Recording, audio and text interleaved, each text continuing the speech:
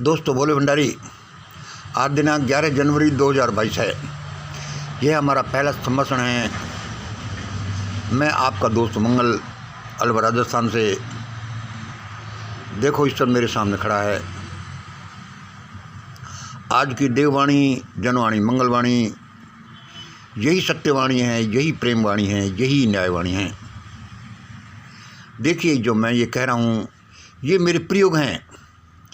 यदि ये पूर्ण इसी तरह का नहीं तो मैं समझता हूँ कि यह लगभग ऐसी ही हैं, सत्यवाणी हैं, प्रेमवाणी हैं, लगभग न्यायवाणी हैं, क्योंकि यह एक प्रयास है उधर इनके पास पहुँचने का। यदि कोई परम देव है तो वह क्या कहेगा इन परिस्थितियों में, क्या करेगा, क्यों करेगा, वह क्या है और कैसे करता है, उसमें बहुत से प्रश्न हैं। आज देश में क्या होना चाहिए, हमारे भारत जो संकट में है, हमारे विचार से यह होना चाहिए। हम यही प्रयोग करते रहते हैं और इसी बारे में सोचते समझते और प्रयोग करते रहते हैं कि भारत कैसे बचेगा, भारत कैसे महान बनेगा, कैसे भारत में जनहानि नहीं हो और सबको न्याय मिले। सबसे पहले आप ये समझ लीजिए, कुछ ट्रायंगल्स हैं जो हम श्री विद्या के आधार पर बोलते हैं। देखो, पहला ट्रायंगल क्या है कि 8 दिसंबर को ये था, CDS रावत साहब, PM नरेंद्र मोदी और भागवत साहब, इनका एक ट्रायंगल बन रहा था। ये ट्रायंगल्स ऐसे ही हैं जैसे कि प्रकृति में विभिन्न पदार्थों से मिलकर के विभिन्न पदार्थ मिलकर के एक नया पदार्थ बनाते हैं। 100-125 प्राइमरी एलिमेंट से बहुत से कंपाउंड मिक्सचर बनते रही, प्रकृति चलती है। यह आपने पहला ट्रायंगल देखा, CDS रावत साहब, प्रधानमंत्री नरेंद्र मोदी और भागवत साहब, 8 तारीख की बात थी। ये दूसरा ट्रायंगल देखिए, किसान आंदोलन, दलित आंदोलन, सवर्ण आंदोलन, ये 3 को ये बताता है। सवर्ण चाहते कि हम पहले जैसे बने रहें, हमारी ताकत। किसान आंदोलन चाह रहे थे ऐसा, दलित आंदोलन चाह रहे थे कि ऐसा ऐसा हो, दलित OBC। 9 दिसंबर किसान आंदोलन समाप्त हो गया।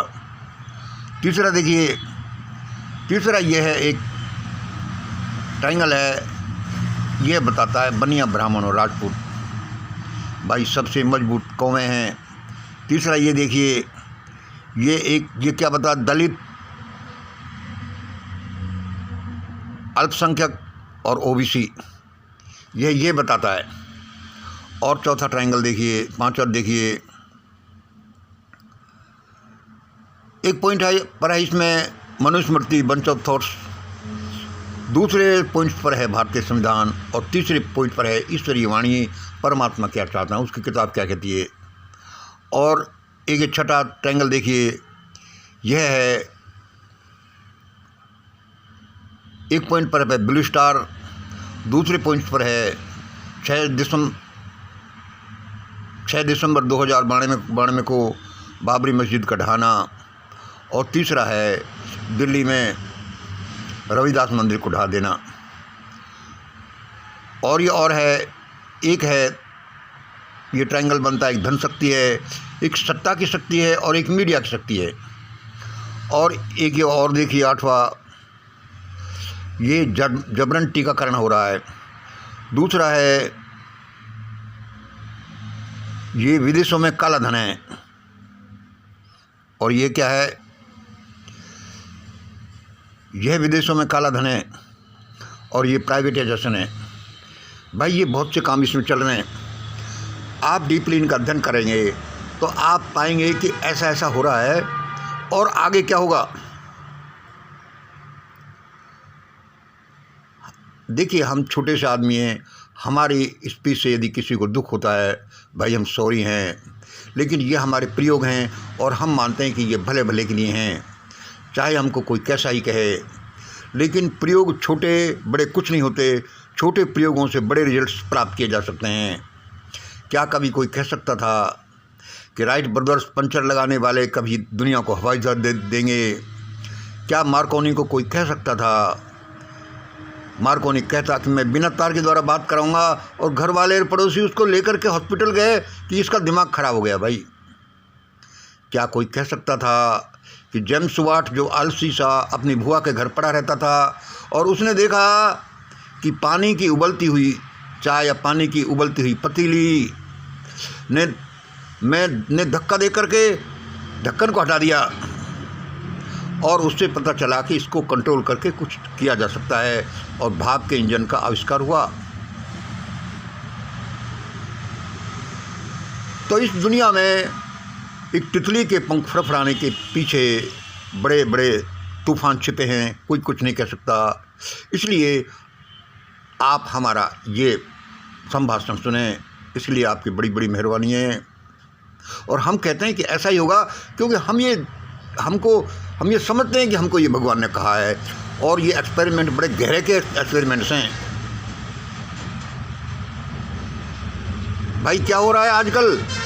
भाई किसी के भूख प्यास के शिक्षा के बारे में कुछ नहीं, भाई प्रधानमंत्री की जान को खतरा है, प्रधानमंत्री की जान को खतरा है। भाई ये हो रहा है भाई। हाँ जी, पंजाब में ऐसा हुआ, ज़्यादा हो जाता तो क्या होता। हमारे अनुसार जो हमें देववाणी बोलती है, वह सबसे ज़्यादा ज़रूरत क्या है कि भाई देखो, आजकल सबसे ज़्यादा ज़रूरत इस बात की है कि मोदी जी हमारे प्रधानमंत्री और भागवत साहब जो देश को चला रहे हैं, ये सबसे पहले समझें और इस देववाणी को सुन लें, क्योंकि होना तो इस देववाणी के अनुसार ही है। इनसे बहुत सी चीज़ें पता चलती हैं, किसका दोष था किसका नहीं था। कल को कोई गड़बड़ चूक हो जाती हो, किसका दोष है वो तो अलग रह जाती बात। दंगे हो जाते, कितने लोग हैं जो मर जाते। अब ये भाई देखो क्या कह रहा है, अब ये क्लिप सुनिए। अगर मोदी जी को कुछ हो जाता तो ऐसा कर देते हो, ऐसा कर देते, क्या कर लेते तुम और क्या कर देते तुम? मैं तुमसे पूछना चाहता हूं, जो फालतू की बकवास लगा रखी है। सिर्फ और सिर्फ देश में दंगे हो जाते, 10-20 हजार हत्याएं हो जाती, निर्दोषों के गले में टायर डाल डाल करके जिंदा जला दिया जाता, बस और क्या हो जाता। 10-15 दिन में पुलिस सब कुछ मैनेज कर लेती और देश फिर चलने लगता। ये विदेशी महिला घड़ियाली आंसू बहाती, राहुल केजरीवाल अखिलेश जैसे देशद्रोही मगरमच्छ की तरह आंसू बहाते और देश फिर चलने लगता। इससे ज्यादा क्या हो जाता, मैं पूछना चाहता हूं मेरे साथियों। क्या इन सबसे मोदी जी वापस आ जाते? मोदी जी का विकल्प देश में ही नहीं आज कोई है, और यहां तक कि भारतीय जनता पार्टी के पास भी कोई विकल्प नहीं है। देश एक होनहार नेता खो देता, और यही इनकी मंशा थी, यही इनकी प्लानिंग थी। इस विदेशी महिला नहीं, एक जहरीली नागिन है, इसने न जाने कितनों को निगल लिया है, जिसकी खबर तक नहीं बनी है मेरे साथियों। वही इसकी मनसा थी, वरना प्रधानमंत्री का काफिला रोका जाना कोई आम बात नहीं है, कोई हल्की बात नहीं है। जो विदेशी और ये कांग्रेस के चमचे, जाहिल निकम्मे सुअर जो कहते हैं कि क्या कोई पत्थर उछाला गया, क्या वहां कोई ये हो जाता, 30 मिनट देर हो जाती तो कुछ हो जाता। वे तुम क्या जानो प्रधानमंत्री की कीमत? तुम देश के प्रधानमंत्री की कीमत क्या जानो मेरे साथी? ये जहरीली नागिन ने न जाने कितनों को निगल लिया है।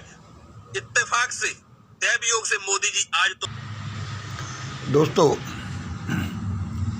ईश्वर के आदेश अनुसार ही हम ये वाणी बोल रहे हैं और उसी की वाणी बोल रहे हैं, और उसका आदेश ही है कि मोदी और भागवत साहब को बड़े ध्यान देने की ज़रूरत है।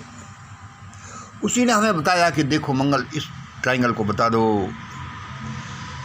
कि 8 तारीख को CDS रावत साहब, PM मोदी और भागवत साहब का जो ट्रायंगल बन रहा था, जो गाड़ी चल रही थी, कैसे डैमेज हो गई। 9 तारीख को देखो किसान आंदोलन और दलित आंदोलन, सवर्ण आंदोलन जो अपने अपने स्तर पर चल रहे थे, वह किसान आंदोलन कैसे वापस ले लिया या टाँ फिस हो गया। ये इस तरह से बहुत सी बातें हैं जो ये बताती हैं कि आगे क्या होगा। आज मोदी साहब को और हमें ये आदेश हुआ है ये कहने का, थोड़ा सा बीच में भी डिस्टर्ब हो गया था, बच्चे आ गए थे,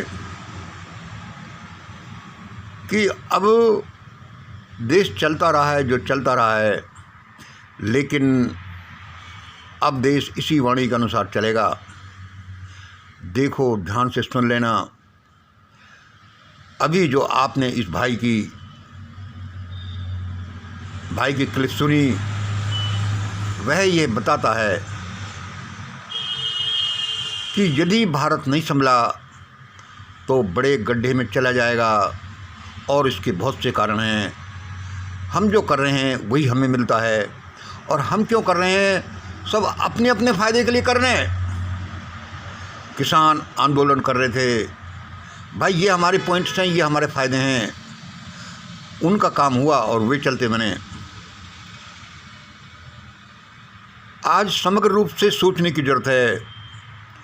यह जो ट्रायंगल है 8 दिसंबर 2021 का, सीडीएस रावत साहब, पीएम मोदी और भागवत साहब का जो ये पावर जंक्चर है, और इसमें सेंध लगना, इसका पंचर हो जाना, ये बताता है कि भारत में ऐसा होने जा रहा है। उसके दूसरे दिन किसान आंदोलन का असर हुआ, और ये बहुत से हैं, ऐसा ही ऐसा होगा। सबको संभलने की ज़रूरत है। या तो सने सने लोग अपनी समझ से समझ जाएं, या फिर लोग कानून से समझें, वरना परमात्मा का डंडा आता है, विप्लव आता है, मिलिट्री आता है, और सब ऐसा हो जाएगा जो हम बताते रहते हैं, और ईश्वर वाणी है कि ऐसा ही होगा। बड़ा भयानक विप्लव आ रहा है कि इसलिए कि कोई समझने का नाम ही नहीं ले रहा। सबको न्याय दो, सत्यवाणी बोलो, सबको प्रेम करो, परमात्मा की सुनो, एक एक आदमी की सुनो। ऐसा नहीं कि हमारी ये दुनिया है। आज इतना ही। जय हिंद, जय भारत।